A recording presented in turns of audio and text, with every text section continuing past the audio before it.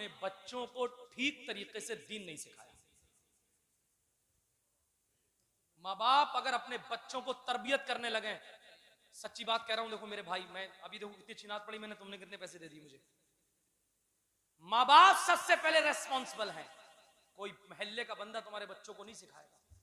सबसे पहले आप देखो मेरी बच्ची उठती कहाँ है, बैठती कहाँ है, जाती कहाँ है, आती कहाँ है, रिलेशन किससे, ताल्लुकात किससे, किस कोचिंग सेंटर में जा रही है, सारी नजर रखो। जब वो बाबा इंटरव्यू लेता है ना, तुम्हारे ताल्लुकात इससे कब से थे, वो पूछता है उस लड़की से, तो पता है वो लड़की क्या कहती है? वो लड़की कहती है कि मेरे ताल्लुकात इससे 3 साल से थे। क्या कहता है? क्या कहती है वो? 2 साल से थे, 2.5 साल से थे। मुझे जरा सीने पे हाथ रख के बताइए आप लोग, क्या 2.5 साल तक उसके घर के लोग अंधे रहते हैं? घर का जो भाई है क्या वो बहरा हो जाता है? पूरी दुनिया की लड़कियों को मोबाइल में देखने वाले लोग क्या अपने घर की बच्ची की फिक्र नहीं करेंगे? जब तुम अपनी बच्ची की फिक्र नहीं करोगे तो क्या पड़ोस वाले करेंगे? इसलिए सबसे पहली वजह मुर्तद होने की लड़कियों की यही है कि घर के लोगों ने उन पर ध्यान नहीं दिया और दीन सही से नहीं सिखाया। कल कयामत के दिन अगर वो जहन्नम में जाएगी तो याद रखना वो भाई भी बचेगा नहीं, वो बाप भी बचेगा नहीं। कल कयामत में कटघरे में उसको भी खड़ा होना पड़ेगा। दूसरी वजह हमारे बेजा अखराजात। राइट, जल्दी जल्दी कर रहा हूं। बेजा अखराजात। अभी मैं दिल्ली गया था, मौलाना आदिल साहब जानते हैं, मैं तो मांगने का काम कर रहा हूं। अभी दिल्ली गया था, दिल्ली, रमजान शरीफ के महीने की बात है। अब बता रहा हूं मैं आपको, एक मंगनी का खर्च बताऊं आपको कितना था? 55 लाख रुपया खर्च था एक मंगनी का, मुसलमानों की मंगनी का। 2-2 हजार में तुम्हारी ला इलाहा इल्लल्लाह पढ़ने वाली बच्चियां किसी गैर के ऑफिस में काम करती हैं। 2-2 हजार रुपए में 1500 रुपए के लालच में आकर वो अपनी गुर्बत की वजह से दूसरों के कोचिंग सेंटर में जाती हैं। वहां वो लोग बहकाते हैं। पहली ही मुलाकात में उनको मोबाइल मिल जाता है, 3-4 मुलाकात के बाद उनको स्कूटी दे दी जाती है। आप बताइए, घर का खर्च जब गैर मुस्लिम चला रहा है तो उसकी जिंदगी पर भी अधिकार उसी का होगा। जब मामला खराब होगा तो तुमसे नहीं कहेगी, वो उसी से बोलेगी। तुम किस में बिजी हो? भट्टे खरीदने में। तुम किस चीज में बिजी हो? अपने बिजनेस करने में। तुमने पैसा कहां लगाया? प्लाटिंग करने पे। तुम्हारे पैसे कहां? टाइल पत्थरों पे लग रहे हैं। तुम्हारा कंपटीशन क्या है? तुम एसी के ख्वाब देख रहे हो। तुम्हारा कंपटीशन क्या है? तुम जेसीबी, ट्रक पे ट्रक। मेरे अजीज, मैं हाथ जोड़ रहा हूं इस पूरे मजमे में आपके, सिर्फ 10 साल काम कर लीजिए आप, सिर्फ 10 साल काम कर लीजिए। पैसा बचा के लंगर का खर्च थोड़ा कम करो। खत्म नहीं करना क्योंकि अहले सुन्नत है, लोग कहेंगे कहीं लोग मेरे ऊपर फतवा लगा दे कहीं, ठीक है?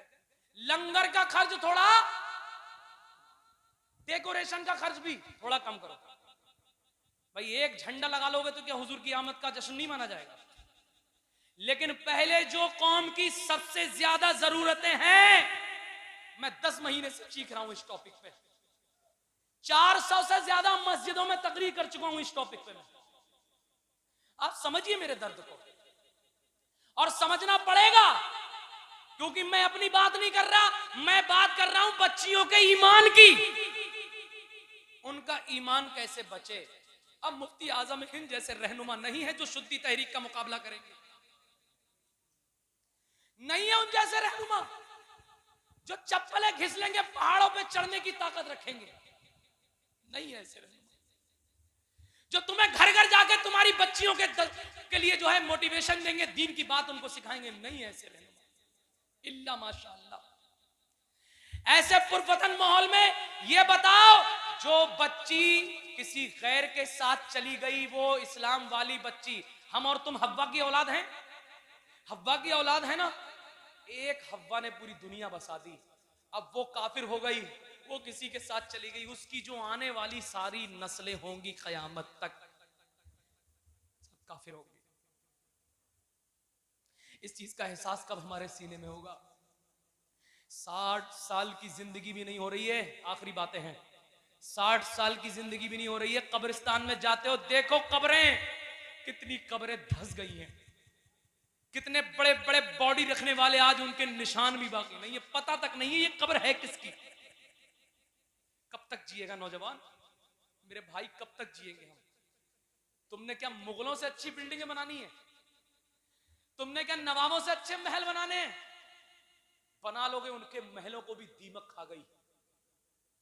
याद रखना, साथ में जाने वाली चीज ईमान है, ईमान। बेशक। और अगर आज ईमान नहीं बचा, इन बच्चियों के ईमान बचाने की कोशिश नहीं हुई, तो कल कयामत के दिन मौला की बारगाह में खड़े होकर के बोलेगी, परवरदिगार हम तो काफिरा हो गए, हमें डायरेक्शन नहीं मिला, हमने तो गैरों के हपट्टे में, कहते ना उसमें, साजिश का शिकार हो गए। लेकिन सबसे ज्यादा हकदार ए परवरदिगार है मेरे रहीम, ये मेरे घर के लोग हैं, ये मेरी बस्ती के अमीर, पैसा रखने वाले लोग, ये मेरे ईमान लुटने के सबसे ज्यादा जिम्मेदार हैं। कौन माई का लाल इन सवालों के जवाब बारगाह मौला में देगा? बताओ, उस बच्ची ने अगर शिकायत की हमारी मौला की बारगाह में, कौन हम में से माई का लाल है? सुनो इस दिल की आवाज, सुनो, समझो इस दर्द को। कौन बोलेगा? बताइए आप। तो पता लगा, इस दौलत के नशे ने ज़कात न निकालने वाले हम लोग, 2.5% गरीबों का खाने वाले हम लोग। दूसरों को ताना बाद में देना, पहले अपने अंदर सुधार करो। और एक आखिरी वजह यह है, बहुत बातें हैं, मैं क्या बताऊं, रब जानता है कैफियत मेरे दिल की, और अल्लाह मुझे हक बोलने की, पहले मुझे अमल करने की तौफीक दे दे। एक सबसे बड़ी वजह है मुर्तद होने की, कि हमने जैसे बिल्डिंग बनाई, जैसे मस्जिद बनाई, जैसे हमने मदरसे बनाए, ऐसे ही 40 साल पहले हम अपनी बच्चियों के लिए कॉलेज और स्कूल भी बना सकते थे। और बना लेते तो आज 15 लाख का आंकड़ा आता है, 15 लाख बच्चियां। कतई दर्द नहीं होता है हमारे सीने में। 15 लाख, 10 लाख भी है तो बहुत है। एक एक बच्ची फूल जैसी चली गई, लेकिन हमने ध्यान नहीं दिया, सिर्फ स्कूल में जाने की वजह से। क्योंकि स्कूल उनका, सिलेबस उनका, कल्चर उनका, माहौल उनका, ड्रेस कोड उनका। जब तुम्हारा स्कूल ही नहीं है तो क्या करें? तुम क्यों बिलबिला रहे हो? मुस्कान का पर्दा छिनता है कर्नाटक के अंदर तो बिलबिला उठते हो, मुस्कान का पर्दा छिनता है तो बिलबिला उठते हो। हमारी बहन का पर्दा छिन गया, वो शेरनी बबांगे दुहल गुंडों के बीच अल्लाह अकबर के नारे लगा रही थी। तुम्हें शर्म आनी चाहिए थी कि बहन, तूने ऐसे गुंडों के बीच नारे लगाए हैं। अब इंशाअल्लाह ताला ये दिन नहीं देखना पड़ेंगे, हम ला इलाहा इल्लल्लाह वाले अपने खुद के बेहतरीन स्कूल बना लेंगे। कौन सा कानून हिंदुस्तान का स्कूल बनाने को मना करता है? अरे हुकूमत हिंद खुद चाहती है कि उर्दू भी पढ़ो, दीनियात भी पढ़ो, और साथ ही साथ असरी तालीम भी हासिल करो। बताओ मुझे, आखिरी बातें कह रहा हूं जल्दी जल्दी, क्योंकि पूरा मौजू नहीं हो पाएगा तो बात खत्म हो जाएगी। ये बताओ, अगर 40 साल पहले बन गए होते तो ईमान बचता, वो ज्यादा अच्छा था या आज जो हालात दिख रहे हैं ये ज्यादा? बताइए आप। तो आने वाले वक्त में कॉलेज बनाओगे इंशाल्लाह? कितने लोग बनाएंगे जरा पीपल्स आने के अंदर कॉलेज? हाथ उठा करके बता देंगे मुझे। अरे सब नहीं बनाएंगे, कोई अगर खड़ा हो तो उसका साथ दोगे कि नहीं दोगे? अरे तुम सोच रहे हो मैं सबसे कह रहा हूं बनाने के, हर आदमी थोड़ी ना बना लेगा, फिर तो घर घर कॉलेज हो जाएगा। अगर कोई बनाने खड़ा हो पीपल्स आने में, तो आप लोग उसका साथ दोगे कि नहीं दोगे? हमारे आदिल भाई भी अभी कोशिश में लगे हुए हैं, और भी यहाँ के जो मुखय्यर हजरात हैं, मुझे नहीं पता, मुझे इन्हीं के बारे में मालूम है। तो जब ये खड़े हो, मैं भी आऊंगा इंशाल्लाह। आऊं कि नहीं आऊं? आऊं कि नहीं आऊं? मैं आऊंगा फ्री में इंशाल्लाह।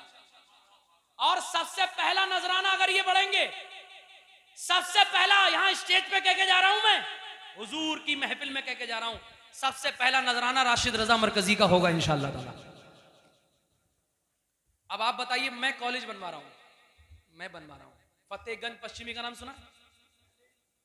मीरगंज में कॉलेज नहीं, मिलक में कॉलेज नहीं, फतेहगंज में कॉलेज नहीं, आंवला में कॉलेज नहीं, फरीदपुर में कॉलेज नहीं, पीपलसाना, भोजपुर, इधर आप पूरे क्षेत्र में